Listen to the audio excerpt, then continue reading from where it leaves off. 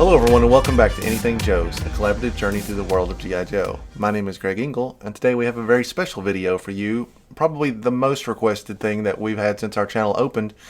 Let's look at Greg's figures. Before we dive into looking at the shelves, let's talk a little bit about the backstory behind them. First of all, none of this would be possible without the help of my wonderful wife, who financed this operation as a combined Christmas birthday present for me, and also introduced me to the gentleman that did all the heavy lifting, Tommy Hardenbrook.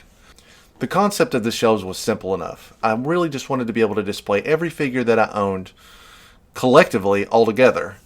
And that's something that I've not been able to do since the modern line started. Essentially, the modern line grew so quickly that I wasn't able to adapt fast enough in terms of how I was displaying them. And by the time I turned around, it was already too late. I had to build a completely second shelf in a completely separate room.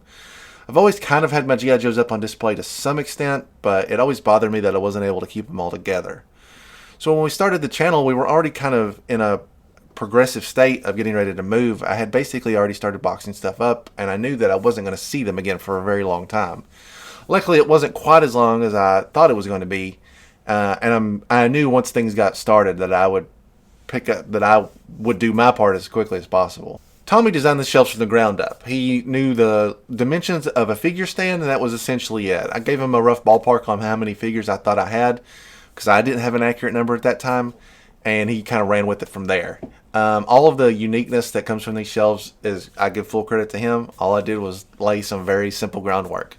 Tommy had the ability to print designs on the shelving themselves, and so he took it upon himself to find covers from the Marvel run and use those to decorate the base of these shelves, which you'll see in a minute.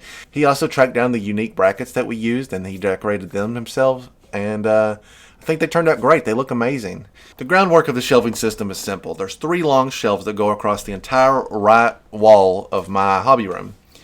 And he broke those shelves in half because the length of the board was just going to be too large to utilize as it is. So the wall consists of 6 shelves total, 1, 2, 3, or 2, 4, 6 if you want to look at it like that. When I started laying out the shelves, which you'll see in just a second, I learned that they were pretty much the correct dimensions for what I was hoping for. The first shelf is essentially all vintage from top to bottom. And then the second shelf is kind of the in-between years. It finishes off the vintage run, it has the awkward years, and then starts the modern run. And then the lower shelf is all modern stuff. I think it's also important that I field a couple of questions in advance just to clear up any confusion on what terminology that I'm using. For example, I often say that I have a complete vintage collection, but I should clarify that I only mean that I own one of every vintage figure. Many figures in my collection are incomplete, and is something that I will continue to work on probably until the day that I die at the rate that I'm going. Likewise for pretty much every other figure there. All of my figures are in some degree of completion. When you hit the modern run, and maybe a little bit beforehand, there is more completion because I was an adult collector at that point, and I was being pretty responsible about how I stored things.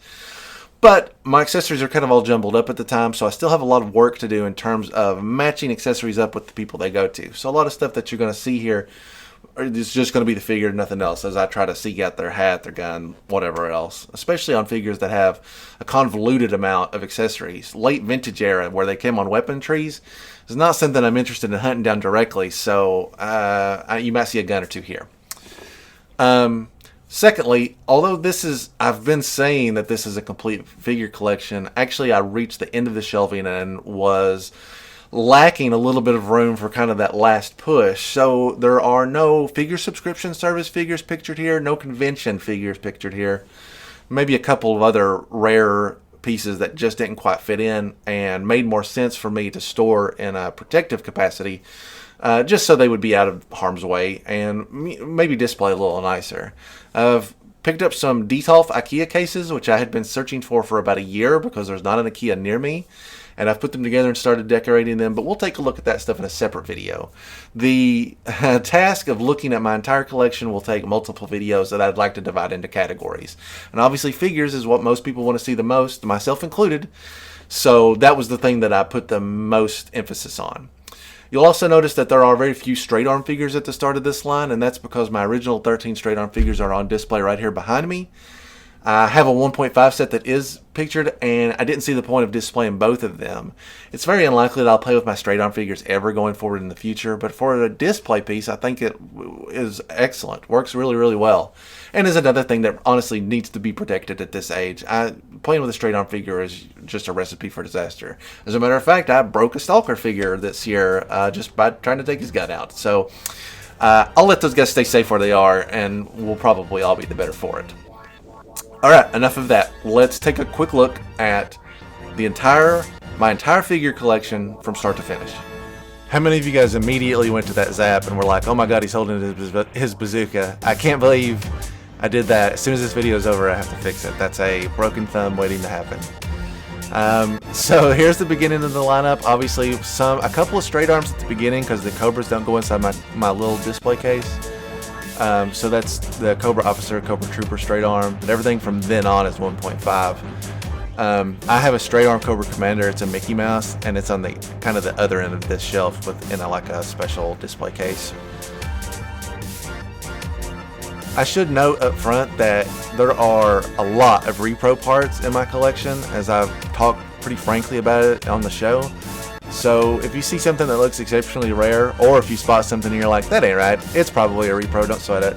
It feels weird going through your own collection and being like, here are the gems. Like if you're looking at somebody else's collection, you're of course. That's a complete Zartan. I have a second Zartan at the other end of this shelf with the little stickers, the color changing stickers. Zartan's like one of my favorite characters. I do have two Zoranas in my collection, and I have the variant where she has earrings. It's one of the only variants that I considered like really worth tracking down, unless you count the other Lifeline that doesn't have the gun that came in the cereal boxes. Which those are the only two things I have that are kind of like duplicates. I would like to have a yellow Nex Serpentor at some point, but I don't see myself aggressively hunting one down in the near future. That Raptor was given to me by a friend who gave me his childhood collection, and he had, with toothpicks, had made a thing so that the cape would bow out. I'm a big fan of stuff like that, so I kept it in the collection as is because I thought it was very charming. It reminds me of something that I would have done as a kid also. At the end of each shelf there's a little bit of dead space, so I tried to put a couple of my prized possessions. That's a complete Goldhead Steel Brigade. There's a Mickey Mouse Cobra Commander, slightly yellowed, label's okay. There's that other Zartan I mentioned. There's the Larry Hama figure from Fresh Monkey, which I just got in very recently, and it will probably not stay there ultimately, but I like him there for now. On the second side of things, there's my beautiful Tiger Force Outback that I got last year. I have a sealed Create a Cobra, one of the last vintage figures I picked up, and was before the market explosion, so I got it at a substantially lower price than what it would sell for now. And then I don't have a case for him yet, but that's my Starduster. I don't know which version, but I love Starduster, and is one of those characters that it took a very long time for me to get also, so it kind of elevates how much I enjoy them. I have a lot of duplicate animals in my collection, and I started lining them up, and then I just didn't have the heart to take them down. Earlier on, I forgot I was going to mention it, but I have like 6 or 7 snakes that come with Serpentor, and then here I've got 3 of these goofballs that come with Nagahide. More to still be sorted, but yeah, I kept lining them up, and I thought, well, alright, I'll see how far this can go.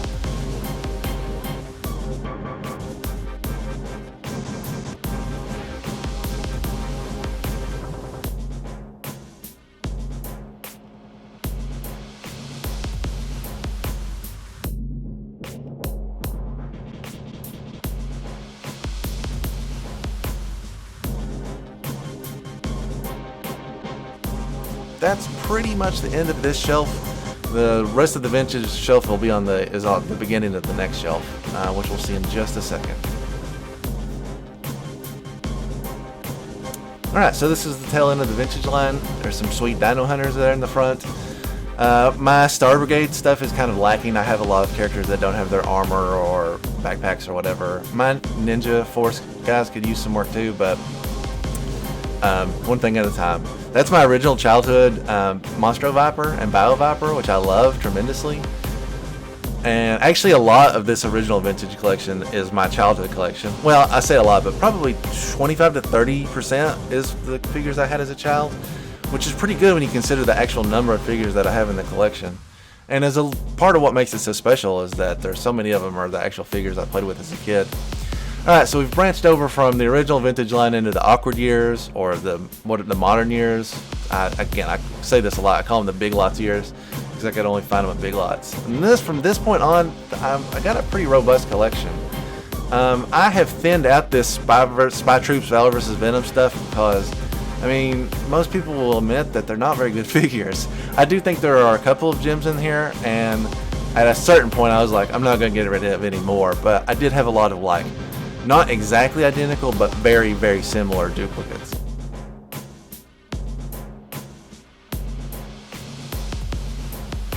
So here's the beginning of shelf 4. There's a sweet Bomb Strike figure. There's the club exclusive unmasked Storm Shadow. There's my mask device as we get closer to the modern years. A couple of Toys R Us sets. Some of the DTC direct-to-consumer line is here, including those bats. Some more Toys R Us 6-packs, which were pretty amazing. There looks like we're in the comic book pack stuff, which we've been talking about on our show here and there. That amazing October Guard 2-pack. I mean, I guess I could just stop naming things that you can see. There's a club exclusive unmasked Copperhead. I left a little bit of room to grow here in between these last few figures, just in case I had picked some stuff up in the upcoming years. But then we launched straight into the modern line with some troop builders in between, like I talked about earlier.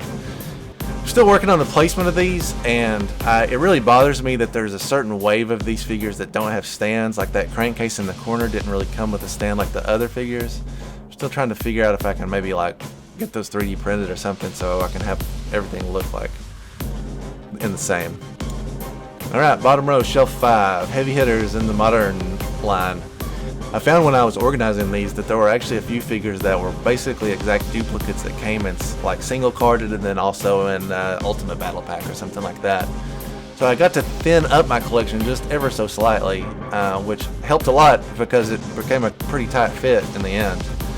My modern collection is far from complete, and I don't think anybody should strive for a complete set because there's so many Cobra Commanders and Destros. Just look at your screen right there. There's probably half a dozen of them. If I didn't have the fever back then, I would have never bought as many of them. But I did, and I have them, so I thought, well, I'm keeping them. Well, you know, why not? This is when things start to get pretty great for the modern line. That's the Assault and Defense on Cobra Island 7-packs, which are amazing. The movie wave, which is a bit of a flop altogether, but gave us Agent Helix. There's that Rampage. There's a Thunder.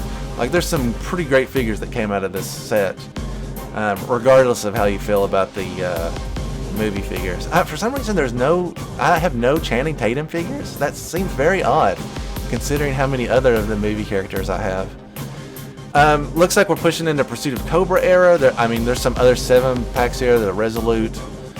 This is like everybody's favorite part of the modern line, and rightfully so. The figures in Pursuit of Cobra are amazing. There's the 7-pack Slaughter's Marauders, and there's the 7-pack of the Dreadnoks. 2 amazing box sets that were like exclusives.